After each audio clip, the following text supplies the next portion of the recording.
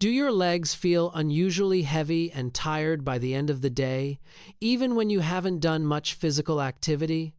Have you noticed your ankles or calves looking puffier than usual after sitting for extended periods? Maybe you've experienced that uncomfortable tingling or pins and needles sensation in your feet, especially when you first stand up. Or perhaps your legs consistently feel colder than the rest of your body, no matter how warm the room is. If any of these situations sound familiar, you're certainly not alone. Millions of people over the age of 50 experience these exact symptoms on a regular basis. But here's what most people don't realize. Poor leg circulation is not a permanent sentence, and there are simple, effective ways to improve blood flow in your lower body starting today. I'm a rehabilitation specialist with over 18 years of experience working with adults over 50, and today I'm going to show you 5 exercises that can make a real difference in how your legs feel and function. Now let's get started with exercise number 5. This movement is called seated ankle circles, and it's a gentle but highly effective exercise that you can do virtually anywhere. Your ankle joint is surrounded by numerous small muscles that connect to your foot and lower leg. When you rotate your ankle through its full range of motion, you create a rhythmic contraction pattern that squeezes the veins in your feet and ankles, encouraging stagnant blood to move upward toward your heart. To begin, sit comfortably in a sturdy chair with your back supported. Your thighs should rest fully on the seat with your knees bent at approximately 90 degrees. Sit tall with your shoulders relaxed and your core gently engaged. Now extend one leg out in front of you, lifting your foot a few inches off the ground. Keep your thigh stable and supported on the chair. Start by slowly rotating your raised foot in a clockwise direction. Imagine you're drawing a smooth, complete circle with your big toe. Move through the full range of motion, pointing your toes down, rotating outward, flexing up, and rotating inward. Each circle should take approximately 3 to 4 seconds to complete. Focus on making the movement as smooth and controlled as possible, avoiding any jerky motions. Maintain steady, relaxed breathing throughout this exercise. Breathe naturally through your nose or mouth.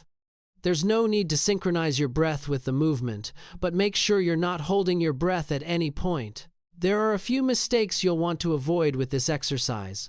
Moving too quickly through the circles reduces the muscle activation and diminishes the circulatory benefits.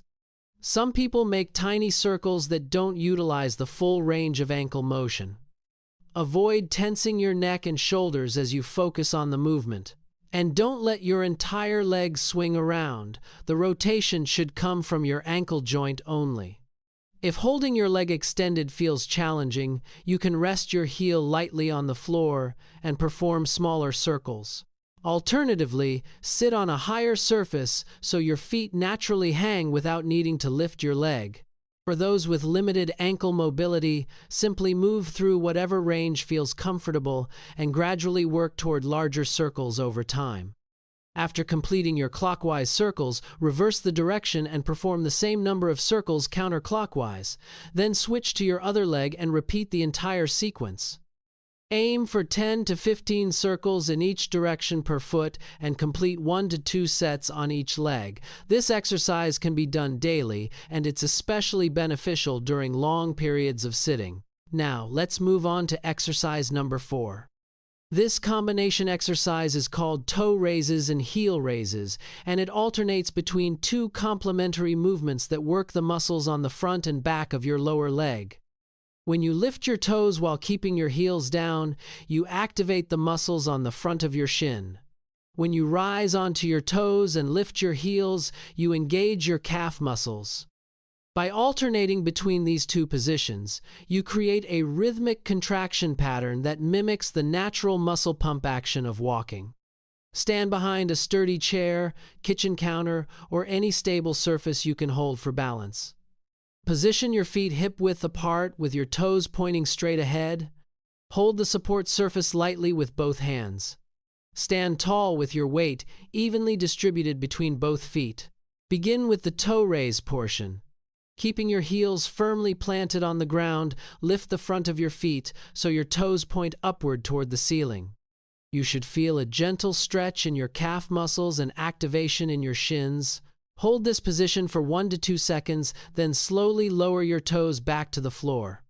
Next, perform the heel raise. Press through the balls of your feet and slowly lift your heels off the ground, rising onto your toes. Lift as high as you comfortably can while maintaining your balance.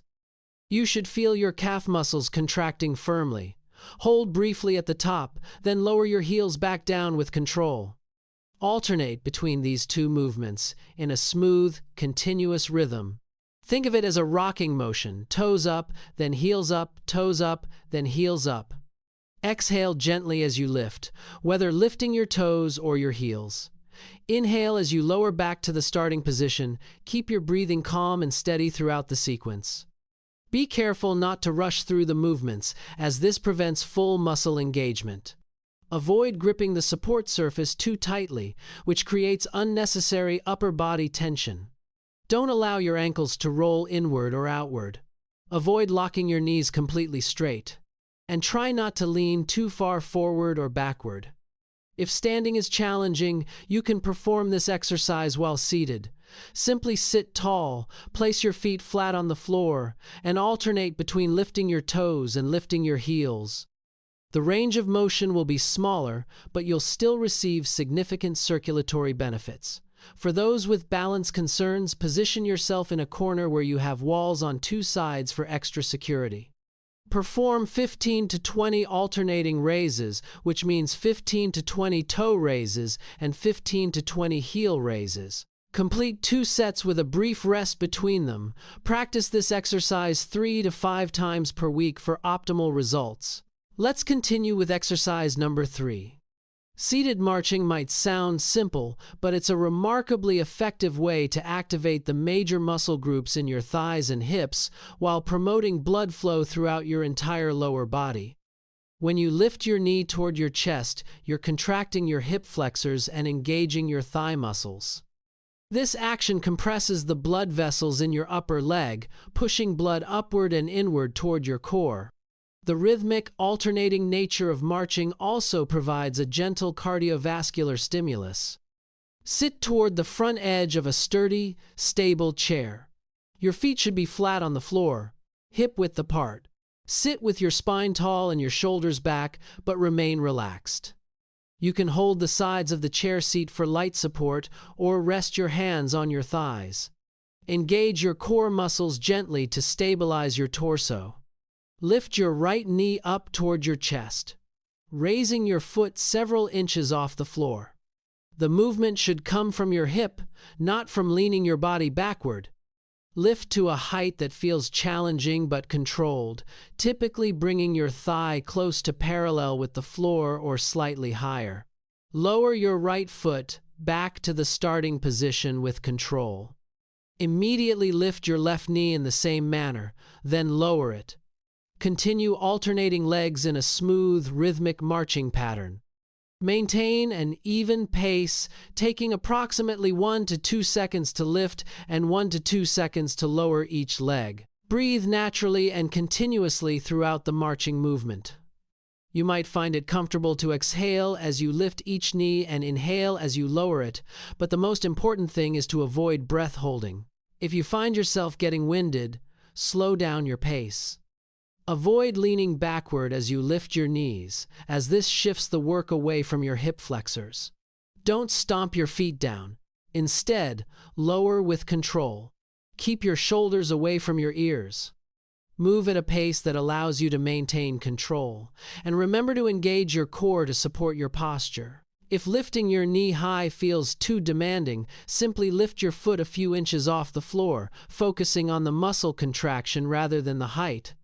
For those with hip replacements or hip pain, keep the movement within your pain-free range.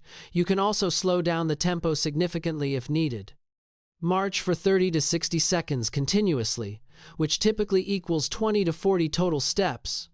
Rest briefly, then repeat for a second set. Perform this exercise daily or at least 4 to 5 times per week. Now we're moving to exercise number 2. Standing calf raises are one of the most powerful exercises for activating the venous pump in your lower legs. Your calf muscles, particularly the gastrocnemius and soleus, are often called the second heart because of their vital role in circulation. When these muscles contract, they squeeze the deep veins in your lower leg, propelling blood upward against gravity. Stand facing a wall, countertop, or the back of a sturdy chair. Place your hands lightly on the surface for balance support. Position your feet hip-width apart with your toes pointing forward. Distribute your weight evenly across both feet. Stand tall with a slight engagement of your abdominal muscles to support your lower back. Slowly press through the balls of both feet, lifting your heels off the ground as high as comfortably possible. Focus on rising straight up rather than shifting your weight forward. At the top of the movement, you should feel a strong contraction throughout your calf muscles. Pause for 1 full second at the top, maintaining your balance and the muscle contraction. Lower your heels back down slowly and with control, taking approximately 2 to 3 seconds for the descent. Allow your heels to touch the floor gently before beginning the next repetition. Avoid bouncing at the bottom of the movement. Inhale deeply as you prepare to lift. Exhale steadily as you rise onto your toes. Inhale again as you lower your heels back to the floor. This breathing pattern helps maintain steady blood pressure and provides rhythm to your movement. Common mistakes include rising onto the toes too quickly and bouncing, which reduces muscle engagement and increases injury risk. Avoid leaning forward over your hands. Don't allow your ankles to roll outward or inward. Make sure you achieve full heel lift, and lower down with control rather than dropping quickly. If bilateral calf raises feel too challenging, reduce your range of motion and focus on quality over height. For those with significant balance concerns, perform the exercise with your back against a wall for additional support. Perform 12 to 15 repetitions with slow, controlled form. Complete 2 to 3 sets, resting 30 seconds between sets. This exercise is most effective when performed 3 to 4 times per week. And now we've reached exercise number 1, the most comprehensive movement in today's routine. Mini squats with calf raises engage nearly every major muscle group in your lower body, creating a powerful circulation boost. The squat component activates your quadriceps, hamstrings, and gluteal muscles, which are the largest muscle groups in your body. When these powerful muscles contract, they create substantial pressure changes that help push venous blood upward. Adding the calf raise at the top creates a complete chain of muscle pumping action from your feet to your pelvis. Stand with a sturdy chair, counter, or wall within arm's reach for balance support. Position your feet slightly wider than hip-width apart, with your toes pointing forward or turned slightly outward. Stand tall with your chest lifted and your shoulders relaxed. Engage your core muscles to protect your lower back. Begin by slowly bending your knees and lowering your hips backward and downward, as if you were going to sit in a chair. Keep your chest lifted and avoid rounding your back. Lower only as far as feels comfortable, typically until your thighs are at a 30 to 45 degree angle. Make sure your knees track over your toes and don't collapse inward. From this lowered position, press firmly through your feet and straighten your legs to return to standing. As you reach the top, immediately continue the upward motion by rising onto your toes in a calf raise. Pause briefly at the very top with your heels lifted, feeling the contraction in your calves. Lower your heels back to the floor with control, then immediately begin your next repetition. Inhale as you lower into the squat. Exhale as you press upward to standing. Continue exhaling or take a quick breath as you rise onto your toes. Inhale as you lower your heels. Avoid letting your knees drift far forward past your toes. Don't round your back or collapse your chest forward. Move at a controlled pace. Remember to include the calf raise at the top and maintain steady breathing throughout. For those who find the full sequence challenging, you can separate the two components. Perform several mini squats first, rest, then perform standing calf raises separately. As your strength improves, combine them. If squatting causes knee discomfort, reduce your depth significantly. Perform 10 to 12 complete repetitions. Complete 2 sets with a 60-second rest between sets. Practice this exercise 3 times per week. You now have 5 targeted exercises specifically designed to improve blood circulation in your legs. When you first start this routine, your legs might actually feel more tired initially. Your muscles might feel fatigued in new ways, and you might notice some mild soreness. This is completely normal and indicates that your muscles are being activated in beneficial ways. With consistent practice, typically within 2 to 3 weeks, most people begin noticing positive changes. Your legs may start feeling lighter at the end of the day. Ankle swelling might become less pronounced. Standing or walking for longer periods may feel more comfortable. Many people report an overall increase in energy and a greater desire to move. Your body has remarkable capacity to adapt and improve, regardless of your age. Whether you're 55, 65, 75, or beyond, these exercises can help you maintain and enhance your leg circulation. The key is consistency. Even 10 to 15 minutes a day, several times per week, can produce meaningful results. I encourage you to bookmark this video and return to it whenever you need guidance. Follow along with the exercises, pay attention to how your body responds, and adjust the intensity to match your current fitness level. Progress at your own pace. Your legs have carried you through decades of life, and they deserve this attention and care. By investing a few minutes each day in these simple movements, you're supporting not just your circulation, but your independence, mobility, and overall well-being. Thank you for spending this time with me today. Take care of yourself, stay consistent, and keep moving.